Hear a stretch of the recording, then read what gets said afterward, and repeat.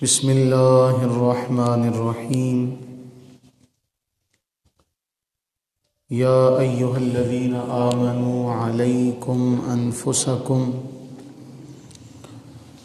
لا یضرکم من ضل اذا اہتدیتم الی اللہ مرجعکم جمیعا فینبئکم بما کنتم تعملون صدق اللہ العلی العظیم وصدق رسولہ النبی الکریم الامین المکین ونحن علی ذلک لمن الشاہدین والشاکرین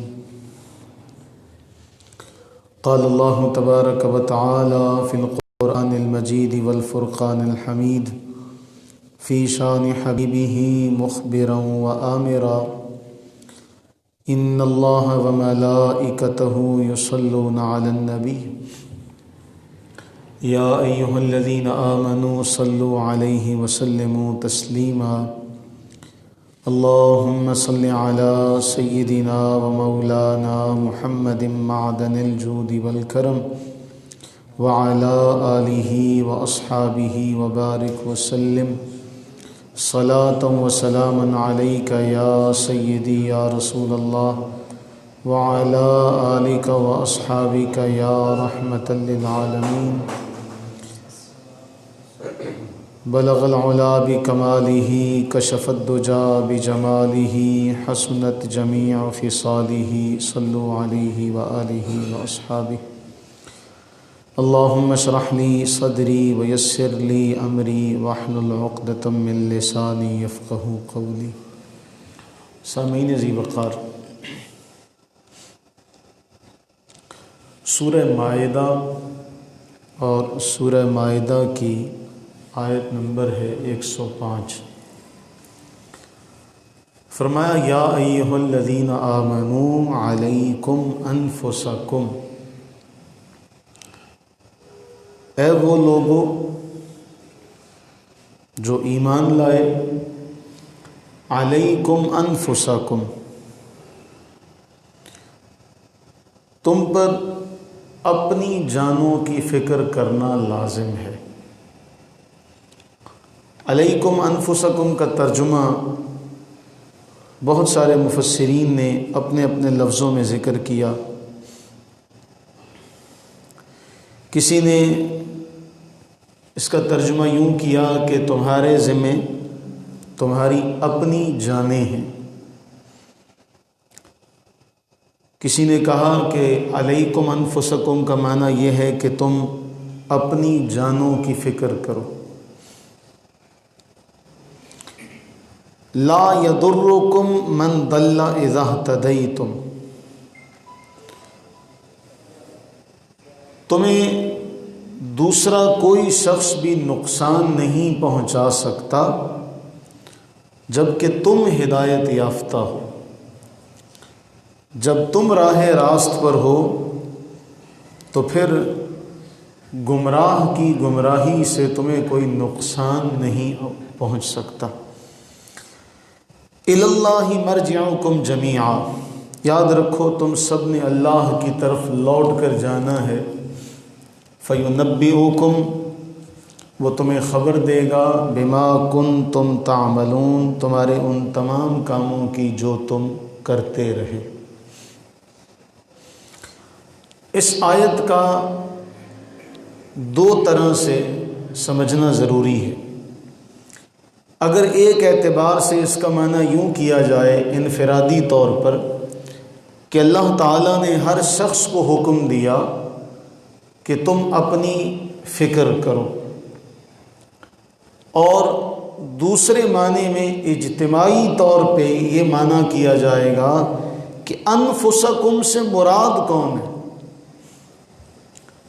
ایک معنی انفسکم کا کیا ہے کہ تم اپنی جانوں کی فکر کرو، دوسرا معنی انفسکم کا یہ ہے کہ پوری امت مسلمہ ہی نفس واحدہ ہے، تم ان سب کی فکر کرو۔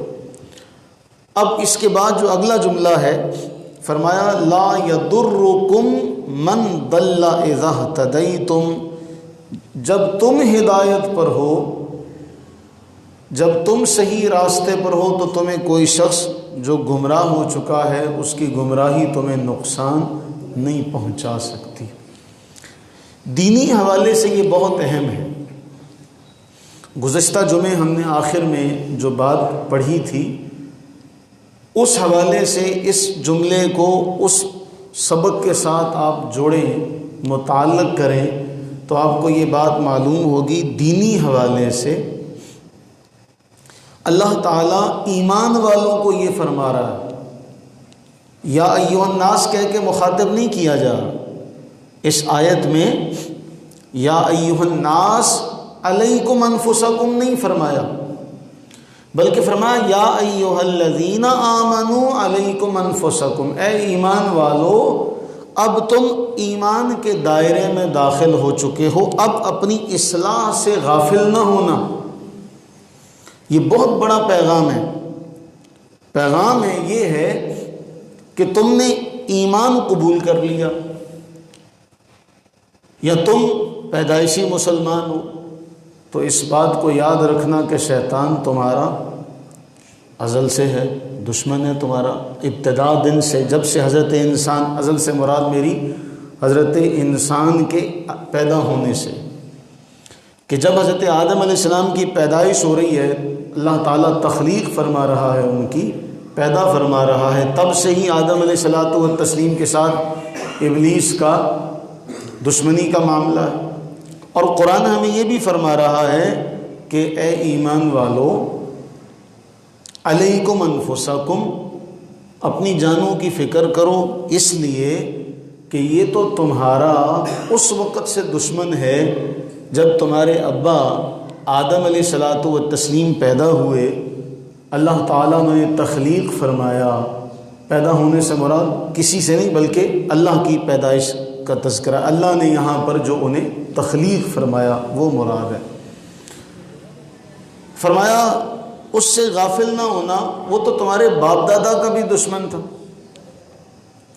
اس نے تو تمہارے باپ دادا کے ساتھ بھی وفا والا معاملہ نہیں کیا بلکہ اس نے ان کے ساتھ بھی دھوکہ کیا، اللہ کا نام لے کر ان کے ساتھ بھی دھوکہ کیا۔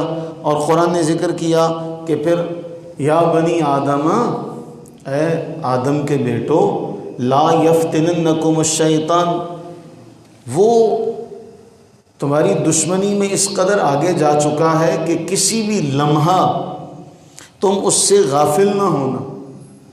اے آدم کے بچوں، اے آدم کی اولاد، کہیں ایسا نہ ہو کہ وہ تمہیں فتنے میں مبتلا کر دے۔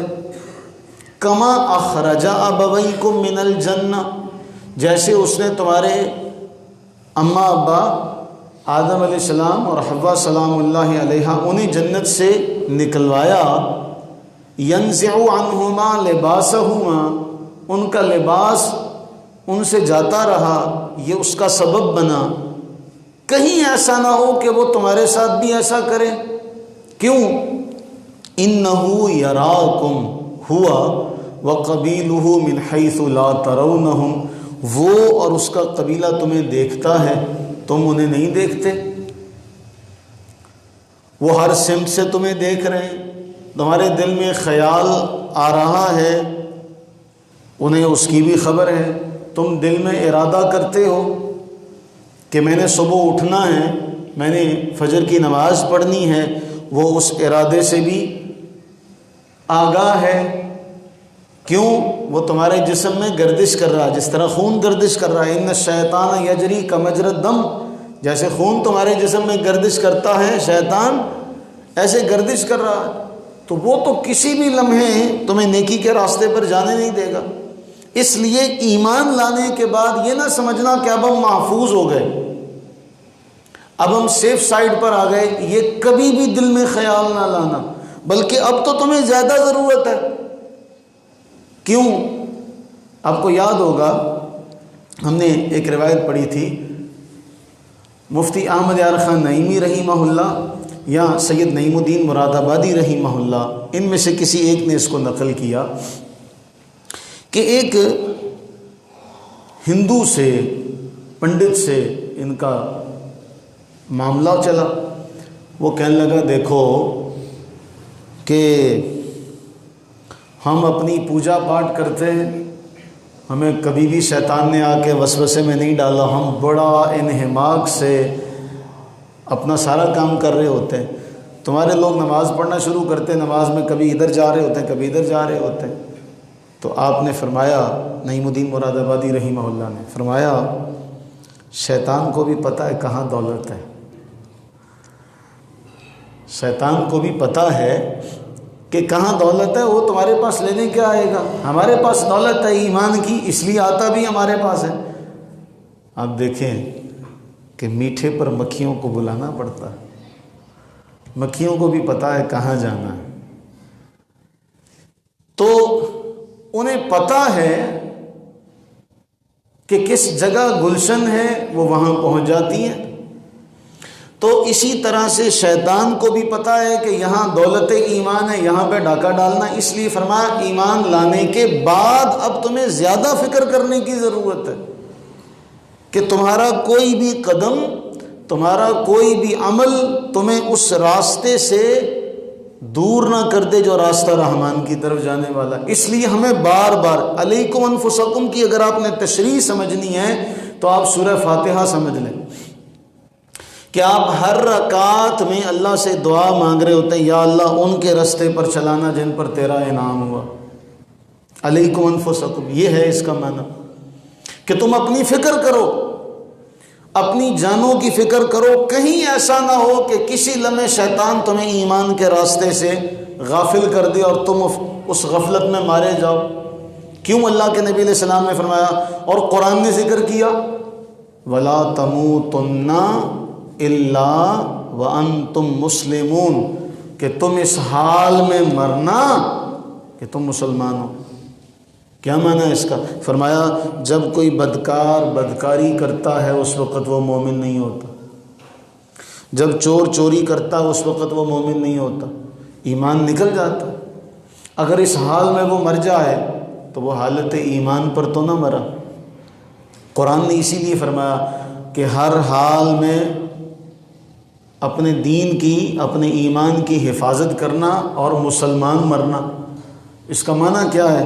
علیکم انفسکم، اپنی جانوں کی فکر کرو۔ اچھا، اب انعمت علیہم، ہم دعا تو مانگ رہے ہیں لیکن ہم دیکھیں کہ ہمارا ساتھ کن لوگوں کے، اٹھنا بیٹھنا چلنا پھرنا، ہماری صحبت کن لوگوں کے ساتھ ہے؟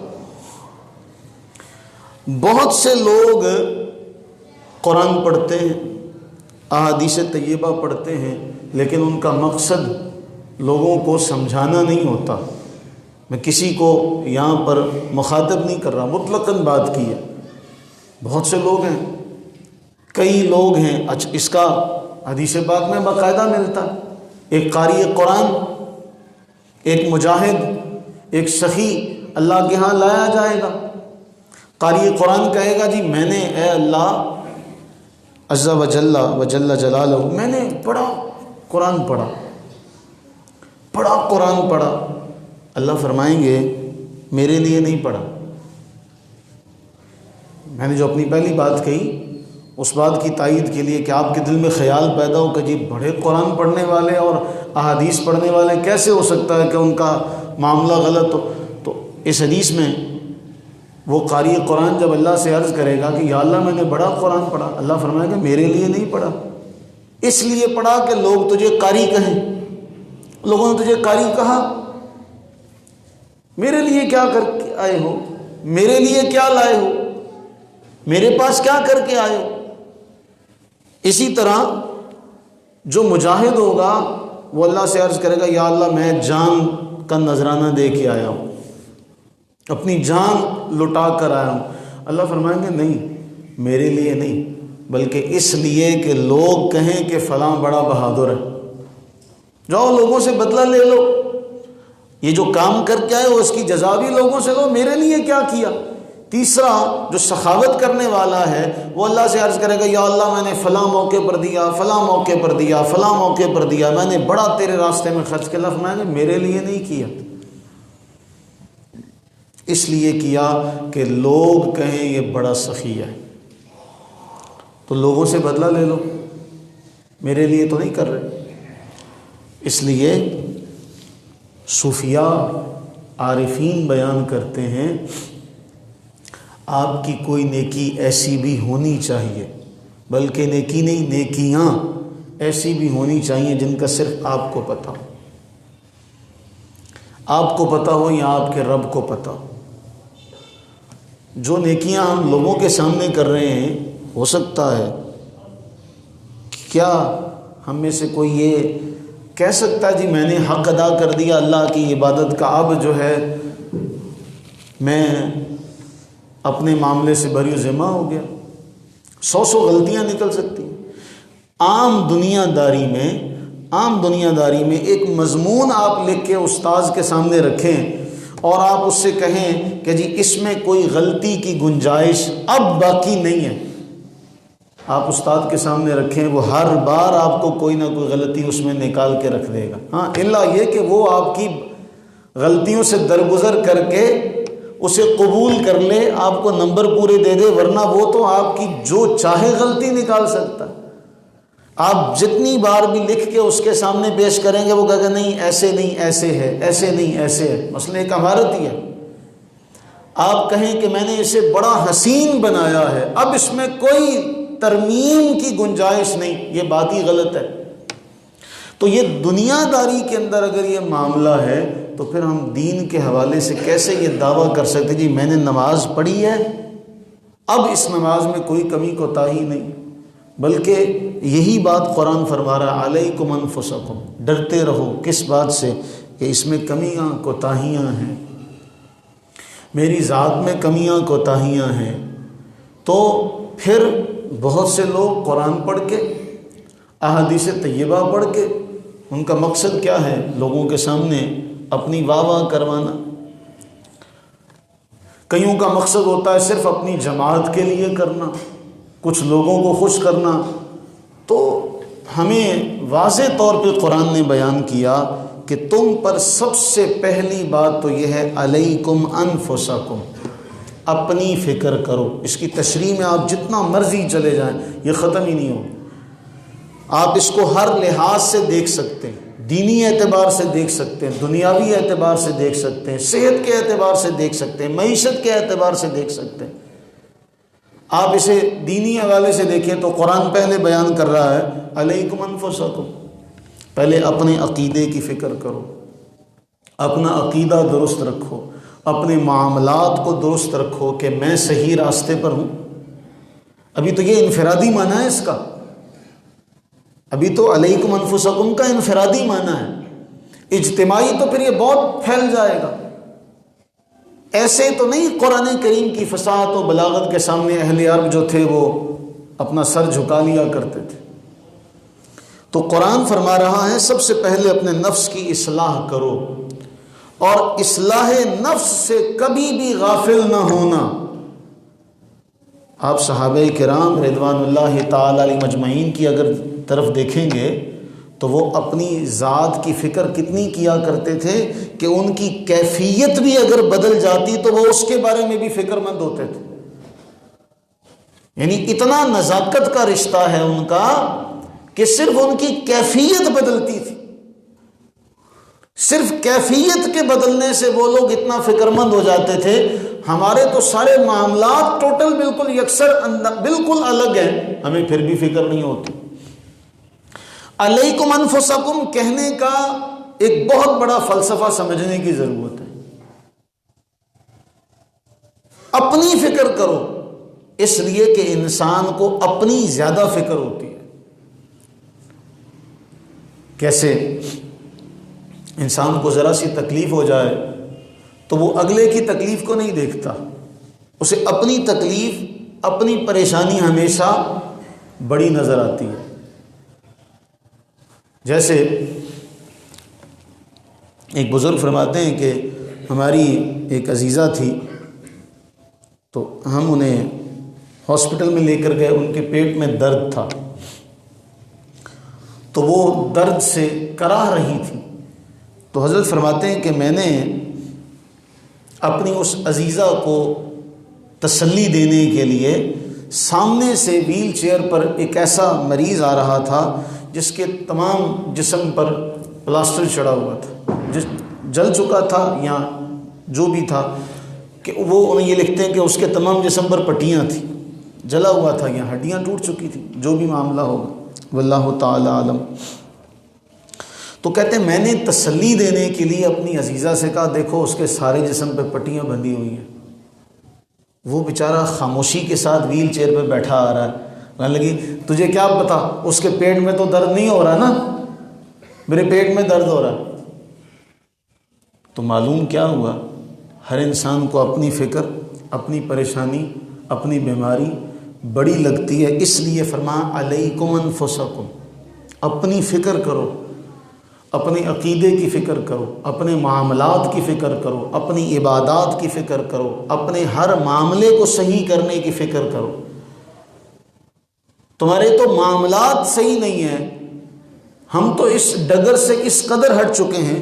حضرت حنظلہ رضی اللہ تعالی عنہ، میں نے ذکر کیا نا، ان کی صرف کیفیت بدلتی، کیفیت بدلتی، ہم پر تو کبھی کبھی کیفیت ہوتی نا، قرآن پڑھتے ہوئے ہمارے، چونکہ ہم سمجھتے نہیں ہیں، ہمیں کیفیت کا شاید اندازہ نہ ہو، ہم اس کیفیت کو، جو جذب و مستی کی جو کیفیت ہے، جو وجد کی کیفیت ہے، ہم اس کو شاید کبھی سمجھ نہ سکیں، کہ کیونکہ ہمیں نہ قرآن صحیح طور پر سمجھ میں آتا ہے، نہ احادیث طیبہ سمجھ میں آتی ہیں، ورنہ جیسے قرآن صحیح سمجھ میں آتا ہو تو وہ تو پھر آیات کو پڑھے گا تو پھر وہاں سے پھر آگے نہیں جا سکے گا۔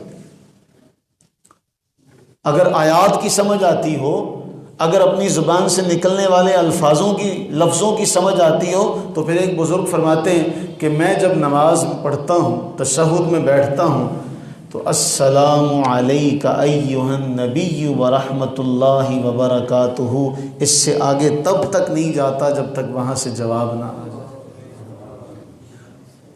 ہمیں اندازہ ہی نہیں ہے۔ تو صرف کیفیت میں فرق آیا۔ حضرت حنظلہ رضی اللہ تعالیٰ عنہ کہتے ہیں نافقہ حنظلہ، خود اپنے آپ کو کہنے لگے حنظلہ منافق ہو گیا، حنظلہ تو منافق ہو گیا۔ اللہ کے نبی سرور عالم صلی اللہ علیہ وسلم تک یہ بات پہنچی، عرض کرتے یا رسول اللہ صلی اللہ علیہ وسلم، جب آپ کے پاس بیٹھے ہوتے ہیں ہماری کیفیت یہ ہوتی ہے کہ ہم اس کیفیت میں پہنچ جاتے ہیں کہ جنت بھی آنکھوں سے دیکھ رہے ہیں، سامنے ہے، جہنم بھی آنکھوں سے دیکھ رہے ہیں، اس کیفیت پر چلے جاتے ہیں، اس مقام پر چلے جاتے ہیں کہ سب کچھ ہماری آنکھوں کے سامنے ہے۔ لیکن جب آپ کی مجلس سے باہر نکلتے ہیں، اپنے بچوں میں آتے ہیں، دنیا داری کا معاملہ کرتے ہیں، تو پھر وہ کیفیت نہیں رہتی، وہ تصور نہیں رہتا۔ اب آپ اندازہ کریں، صرف اس ایک تصور کے جانے پر حضرت حنظلہ رضی اللہ تعالیٰ عنہ نے اپنے آپ کو کیا کہا، ایک کیفیت کے جانے پر، ایک موشن جو انسان کے اوپر آتے ہیں، اس کی جو طبیعت میں جو تبدیلی آتی ہے، صرف اس کے تبدیل ہونے پر حضرت حنظلہ نے فرمایا میں تو ایسا ہو گیا۔ رسول اللہ صلی اللہ علیہ وآلہ وبارک وسلم نے فرمایا اے حنظلہ، اگر تمہاری ہمیشہ یہی کیفیت رہے نا جو میرے پاس ہوتی ہے، جو میری بارگاہ میں آ کر ہوتی ہے، اگر تمہاری ہمیشہ یہی کیفیت رہے تو یقین جانو، اگلا جملہ بہت کمال کا، یقین جانو فرشتے تمہاری مجلسوں میں، تمہارے راستوں میں، تمہارے بستروں پر تم سے مصافحہ کرنے کے لیے آئیں۔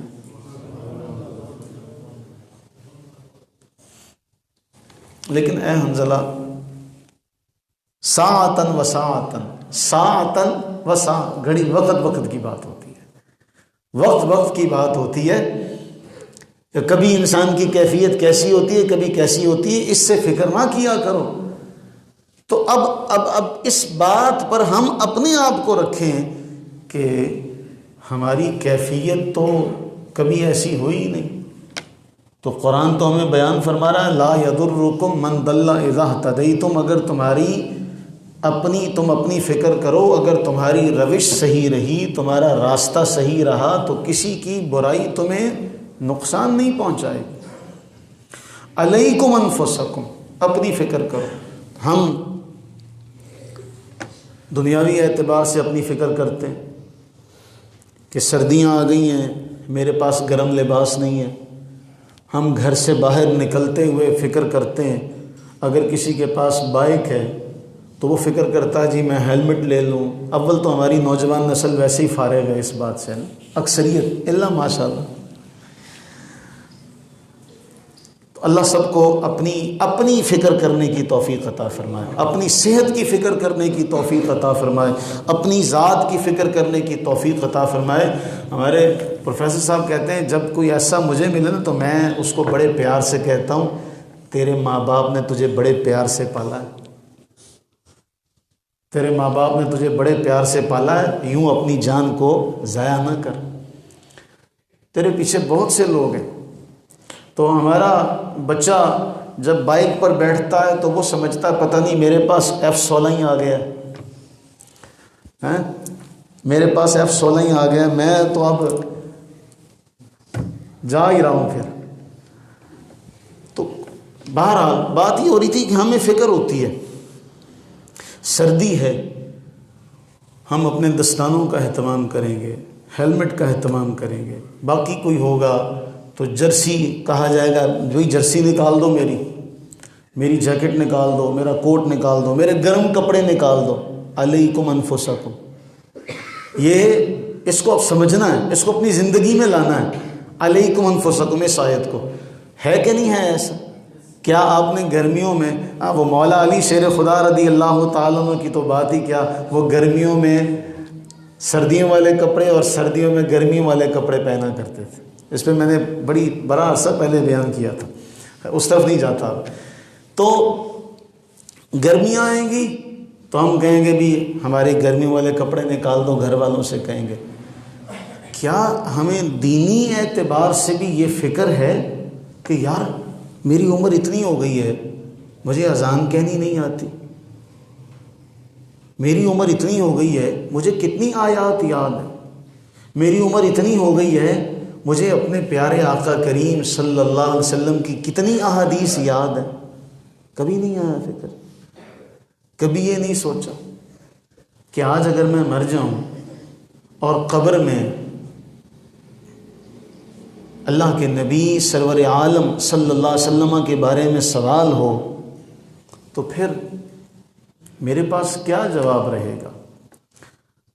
کم از کم میدان محشر میں آقا کریم سرور عالم صلی اللہ علیہ وسلم کا جب ہمارا ان سے سامنا ہو تو کم از کم ہمارے پاس کچھ تو ہو کہ یا رسول اللہ صلی اللہ علیہ وسلم کچھ کر کے آئے ہیں، آپ کے بعد ہم نے چھوڑا نہیں، آپ کے بعد ہم نے چھوڑا نہیں۔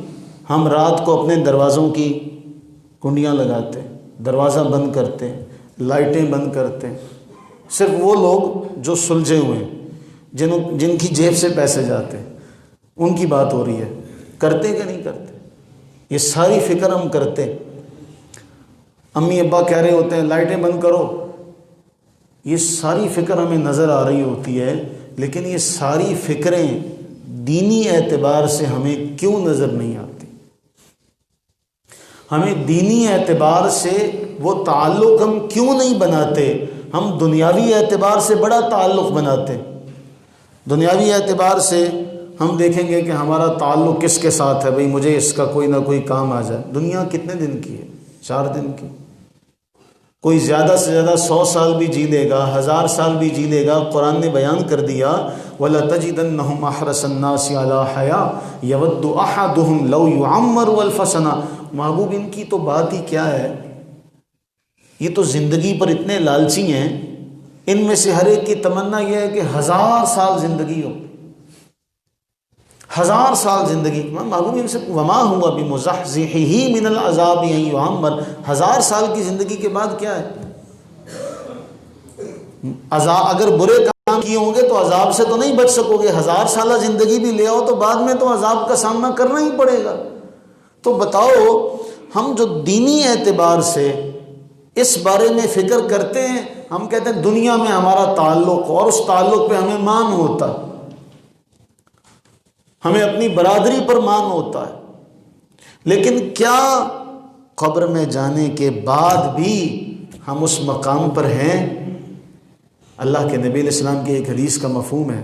پڑوسی کا کسی نے پوچھا نا، پڑوسی کا فائدہ کیا ہوتا ہے؟ اچھا پڑوسی تو اس جہان میں بھی فائدہ دیتا ہے، اچھا پڑوسی تو قبر والا ہو تب بھی فائدہ ہوتا. تو بتائیے، یا ایھا الذین آمنوا علیکم انفسکم، قرآن جو فرما رہا ہے کہ اے ایمان والو اپنی فکر کرو، تو کیا ہم نے کبھی اپنی فکر کی؟ کیا ہم نے ایسے اعمال کیے کہ ہم کل میدان معاشر میں ہمیں یہ مقام ملے کہ ہم بھی ان نیک لوگوں کے ساتھ اٹھائے جائیں، ہم بھی ان کے ساتھ ہمارا حشر کیا جائے؟ کیا ہم نے کوئی ایسا کوئی قابل قدر کوئی کارنامہ سر انجام دیا؟ ہم نے نہیں کیا ایسا کچھ بھی. تو قرآن ہمیں یہی فرما رہا ہے، علیکم انفسکم، اپنے معاملات درست کرو، اپنی فکر کرو.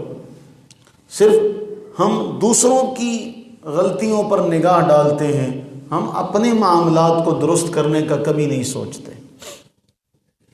قرآن ہمارے بارے میں کیا کچھ بیان کر رہا ہے، قرآن ہماری کتنی تعریفیں بیان کر رہا ہے. پوری کتاب اٹھا کر دیکھیے، جا بجا ایمان والوں کی تعریفوں کا بیان ہے، جا بجا تذکرہ ہے ایمان والوں کا. لیکن ساتھ میں ایمان والوں کو یہ بھی کہا جا رہا ہے، اے ایمان والو ایمان لے آؤ، اے ایمان والو یا ایھا الذین آمنوا آمنو. یہ جملہ سمجھنے کی ضرورت ہے. اس کا معنی یہ ہے کہ ہم نے اپنی زبانوں سے کہہ تو دیا ہے، لیکن ہماری صرف زبان پر ہے، ہمارے یہاں نہیں ہے. کیا کبھی ہم نے یہ بھی سوچا کہ ہمارا اس جہان کے بعد اگلے جہان میں جب ہم نے جانا ہے، وہاں ہمارا اٹھنا بیٹھنا امام بخاری کے ساتھ ہو جائے، وہاں ہمیں امام مسلم کے ساتھ پڑوس مل جائے، وہاں ہمیں امام ترمذی کے ساتھ، وہاں ہمیں امام ابو داؤد کے ساتھ، امام نسائی کے ساتھ، امام ابن ماجہ کے ساتھ، یا امام احمد بن حنبل رحمہم اللہ، ہمیں ان کا ساتھ مل جائے. ان کی تو وہاں تک رسائی ہے ہی ہے، ان کی تو بارگاہ رسالت تک رسائی ہونی ہی ہونی ہے. کیوں؟ انہوں نے تو ساری زندگی قال اللہ و قال الرسول کا درس دیا. تو ہم نے ایسا کچھ بھی نہیں کیا.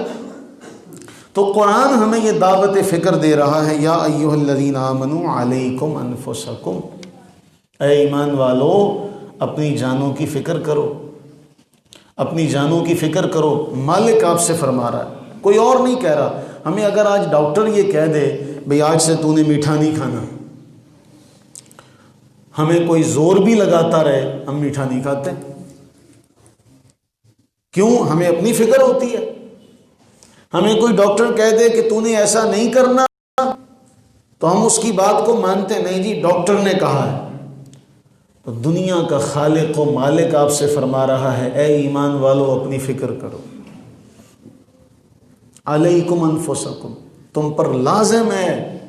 الا استلا کے معنی میں آتا ہے، تم پر لازم ہے اپنی جانوں کی فکر کرو. انفرادی معنی میں یہ بات ہو رہی ہے، ابھی اجتماعی طرف نہیں گئے. تم اپنی فکر کرو گے، اپنی فکر کرنے کے بعد پھر تم پر لازم ہے قوا انفسکم واہلیکم، پھر اپنے گھر والوں کی فکر کرو. اپنے آپ کو بچاؤ، پھر اپنے گھر والوں کو بچاؤ. گھر والوں میں کون کون آتے ہیں؟ سب سے پہلے ماں باپ، آپ کے بہن بھائی، آپ کی زوجہ، آپ کی اولاد. قرآن فرما رہا ہے قوا انفسکم واہلیکم، اپنے اہل کو بھی بچاؤ. پھر قرآن نے آگے ذکر کیا والدین سے حسن سلوک کرو، اپنے اعزاء اقارب سے حسن سلوک کرو، قریب کے پڑوسی سے، دور کے پڑوسی سے، ان سب سے حسن سلوک کرنا. یہ علیکم انفسکم کا اجتماعی معنی ہے. کیا کبھی ہم نے یہ فکر کی کہ آج ہم اپنے گھر سے ہی شروع کریں؟ ہم پہلے اپنی فکر کریں. یار میں نے آج فجر کی نماز نہیں پڑھی، میں اللہ کے ذمے میں نہیں لا سکا خود کو. کیوں؟ یہی کہا نا حدیث پاک میں، جس نے فجر پڑھی وہ اللہ کے ذمے میں آ گیا، اللہ کے ذمے میں آ گیا. تو ہم یہ فکر کریں ہم نے فجر پڑھی، یہیں سے آغاز ہوگا نا، اپنے پاس سے آغاز ہوگا. علیکم انفسکم، اپنی فکر کرو. میں نے آج فجر پڑھی، میں نے آج کتنی سنتیں ادا کی ہیں، میں نے اب آپ آ رہے ہیں، اب یہ بھی فکر ہو میں نے آج کا دن، آپ کہیں سیل پر چلے جائیں، یہاں سے ارادہ لے کر جائیں، آپ وہاں جا رہے ہیں، آپ کو وہ چیز نہ ملی، آپ کا مقصد حل ہو گیا؟ بولیے، اب میری بات کی سمجھ نہیں آ رہی. آپ یہاں سے سفر کر کے جاتے ہیں شہر میں، آپ کو کوئی آپ کا دوست بتاتا جی وہاں یار وہاں جا کے دیکھو بڑی سیل لگی ہوئی، بڑا اعلیٰ قسم کا مال ہے. آپ یہاں سے سفر کر کے جاتے ہیں، وہاں پر کوئی چیز نہ ملتی، آپ کو کوئی نہ ملی، سب خالی ہو گیا، آپ کے جانے کا کوئی فائدہ ہوا؟ یہ دنیا کا معاملہ، یہ دنیا کا معاملہ. لیکن دین کا معاملہ اس کے بالکل برعکس ہے. آپ گھر سے ارادہ کر کے نکلے کہ میں نے تکبیر اولیٰ میں جا کر شامل ہونا ہے، آپ تشہد میں بھی آ کے ملیں گے، آپ کو آپ کا ثواب مل جائے. کیوں؟ وہ تمہاری نیتیں دیکھ رہا ہے، وہ نیتیں دیکھ رہا ہے. اب آپ نے آپ کسی میں بھی شامل، تکبیر اولیٰ کیا، پہلی رکعت، دوسری رکعت، تیسری رکعت، آپ چوتھی میں بھی آپ تشہد میں آ کے مل رہے ہیں، پھر بھی آپ ثواب سے محروم نہیں ہوں گے. کیوں؟ اللہ نے آپ کی نیت کا آپ کو اجر اسی وقت دے دیا. وہ تو آپ کے قدموں کے نشانات بھی لکھ رہا ہے. علیکم انفسکم، فکر کرو کہ یار میں نے آج جمعے میں کیا لیا. آج گھر جا کے یہ فکر کی جائے میں نے اونٹ کا ثواب لیا، میں نے گائے کا لیا، میں نے بکری کا لیا، میں نے مرغی کا لیا، میں نے انڈے کا لیا، کہ میں نے کچھ بھی نہ کیا. پہلے اپنی فکر ہوگی. جب آپ اس مقام پر چلے جائیں گے تو پھر آپ فکر کریں گے کہ یار میرے بچے نماز نہیں پڑھتے، یار میرے گھر والے نماز نہیں پڑھتے، یار میرے گھر میں قرآن نہیں کھولا جاتا، یار میرے گھر کی فضا جو ہے وہ بڑی خراب ہے، وہ قرآن کی صداؤں سے، قرآن کے نور سے خالی ہے. تو پھر ہی آپ اس طرف جائیں گے نا. ورنہ آہستہ آہستہ کیا ہوگا، آپ فجر کے وقت سوئے رہے، طلوع آفتاب کے وقت اٹھے، سارے گھر والوں کے کان میں شیطان پہلے پیشاب کر گیا، سارے خبیث النفس ہو گئے. تو پھر جب سارے ہی خبیث النفس ہیں، ایک دن بھی، 2 دن بھی، 3 دن بھی، کلا بل ران علی قلوبہم ما کانوا یکسبون. قرآن بیان کرتا ہے پھر کیا ہوتا ہے، یہ اعمال کی نحوست آہستہ آہستہ دل کو سیاہ کرتی چلی جاتی ہے، پھر دل زنگ آلود ہو جاتا ہے. تالا زنگ آلود ہو جائے، تالے کی اپنی چابی بھی آپ تالے کو لگا کر تالا کھول نہیں سکتے. تو قرآن کے اس جملے پر غور کرنا ہے، علیکم انفسکم. ہم نے اپنی فکر کرنی ہے، اپنی فکر کرنی ہے، اپنے معاملات کو صحیح کرنا ہے، اپنی عبادات کو صحیح کرنا ہے. آغاز کرنا ہے عقائد سے. ہماری دینی مجلسیں ہوں، ہم نے اس کو بھی دیکھنا ہے کہ اس مجلس میں ہم گئے تھے، ہم نے کچھ سیکھا بھی ہے یا ہم صرف نفرتیں لے کر آ رہے ہیں. ہم نے کچھ سیکھا ہے، کوئی محبت کی بات سیکھی ہے، کوئی ہماری جھولی بھری ہے یا ہم خالی جھولی لے کر آئے.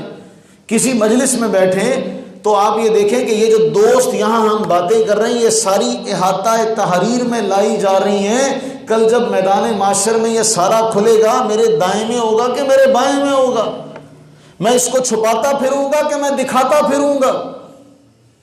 بچے کے تھوڑے سے نمبر کم آ جائے نا، تھوڑے سے نمبر، چند نمبروں سے وہ پیچھے رہ جائے، تب بھی ماں باپ اسے ڈانٹتے ہیں، تب بھی اساتذہ اس کو ڈانٹتے ہیں کہ ہم نے اتنی محنت کی تھی. کیا اساتذہ اور ماں باپ کی ڈانٹ کا ڈر رکھنے والے اس بات سے بے خبر ہیں کہ کل اللہ کے رسول نے آپ کا دامن پکڑا اور اللہ کے رسول علیہ السلام نے آپ سے پوچھ لیا، بتا اے بندے میرا سبق کتنا یاد کر کے آیا؟ اے زید تو بتا، اے بکر تو بتا، اے عمر تو بتا. بتاؤ، اللہ کے نبی علیہ السلام نے ترغیب دلانے کے لیے ثواب کی بارش کر دی ہے، ثواب کی بارش کر دی. آپ جو بھی کام کریں ثواب کی انتہا ہے، اس کے بعد بھی اگر ہم نہ کریں تو پھر اگلے جہان میں پھر ہم نے جانا ہے، پھر ہم ہوں گے، رب کا دربار ہوگا، پھر وہاں جان جو چھڑانی ہے نا، وہ جان چھوٹنی نہیں ہے، جان چھڑانی مشکل ہو جانی. یہاں تو بڑی آسانی سے جان چھوٹ جائے گی. یہاں تو اپنے عقائد کو، اپنی عبادات کو، اپنے معاملات کو درست کرو. اور علامہ جلال الدین سیوطی رحمہ اللہ کے اس جملے پر اپنی اس نشست کو سمیٹتے ہیں. حضرت سیدنا علی شیر خدا رضی اللہ تعالیٰ عنہ نے بیان کیا. علامہ سیوطی نے شرح صدور میں لکھا، اچھا دوست جب وہ اللہ کے ہاں چلا جائے، ہمارے بھی دوست ہیں، ہمیں امید ہے کہ ہمارے جو نمازی ہمارے ساتھ نماز پڑھنے والے ہیں، وہ اللہ کے دربار میں جب پہنچے ہوں گے تو انہوں نے ضرور ہمارے لیے بھی اچھے کلمات کہے ہوں گے. ہمیں امید ہے اللہ کی رحمت سے، اللہ کی بخشش سے کہ یا اللہ ہم تنہا نہیں تھے، ہمیں لانے لے جانے والے بھی کچھ اور لوگ تھے. اس روایت کے بعد کوئی اچھا دوست ہو نا، جب کوئی مرنا سب نے، اب اگر اچھا کوئی فوت ہو جائے گا، اللہ تعالیٰ کی بارگاہ میں جب اسے اجر سے، انعامات سے نوازا جائے گا، وہ اللہ سے عرض کرے گا، یا اللہ یہ نیکیاں میں نے اکیلے نے نہیں کی تھی،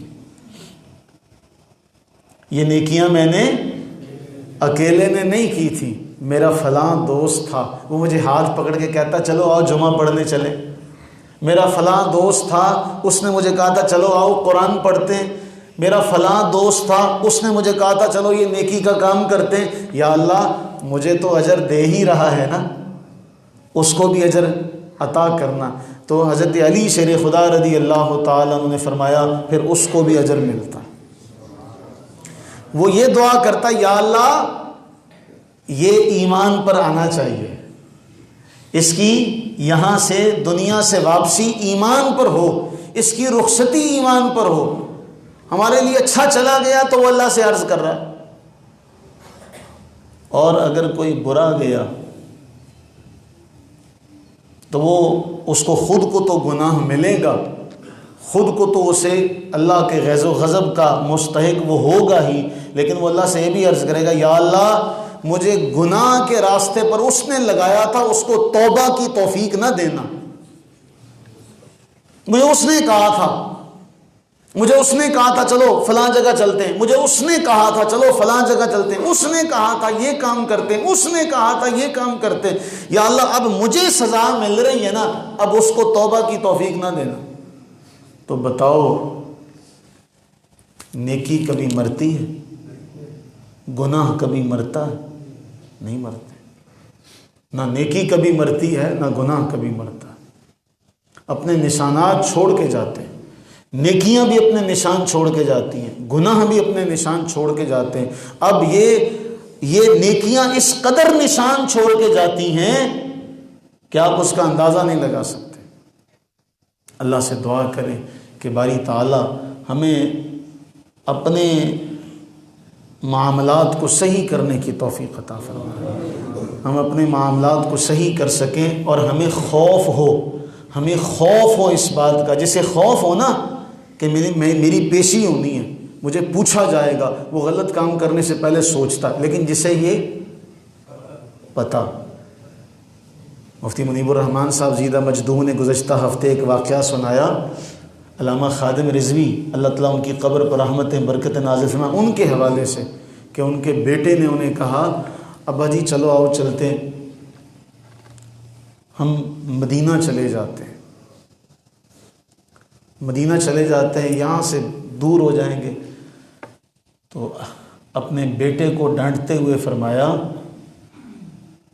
انہوں نے اگر سوال کر لیا، اگر انہوں نے پوچھ لیا کیا کر کے آئے ہو، کہ وہاں یہ کام ہوتا رہا، تم کیا کر کے آئے ہو؟ مجھ سے محبت کے دعوے تو بڑے ہیں، لیکن تمہارے جہاں سے تم آ رہے ہو وہاں اس قدر معاملات خراب ہوئے، تم کیسے آ گئے ہو یہاں پہ؟